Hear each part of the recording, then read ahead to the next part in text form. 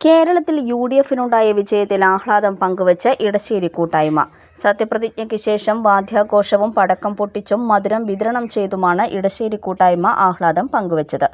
UDF നേതാക്കളായ P I. Shoukathali, P S. Sulfikar, Hirosh Triveni, K S. Rahmathulla, M K. Basheer, Saas Hamsa, P Y. Jimshad, K L. Johnson, K R. Vasan, A M. Nisar, Razak, K A. Faisal, Neethu Premlal, Seenath Ashraf, Krishnaveni തുടങ്ങിയവർ നേതൃത്വം നൽകി.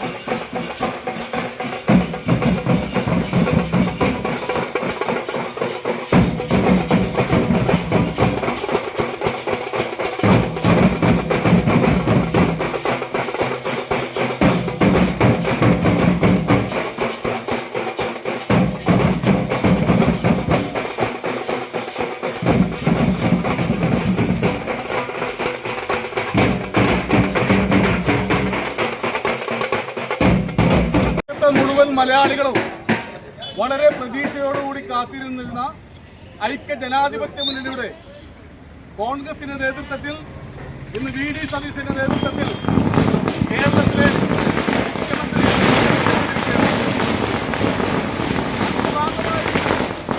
കേരളത്തിലെ മുഴുവൻ സ്ഥലങ്ങളിലും രാഷ്ട്രീയത്തെക്കാൾ ഉപരിയായി പിണറായി സർക്കാരിനെ താഴെ ഇറക്കിയ സന്തോഷം ഇന്ന് ജനങ്ങൾ ആഘോഷിക്കുകയാണ്.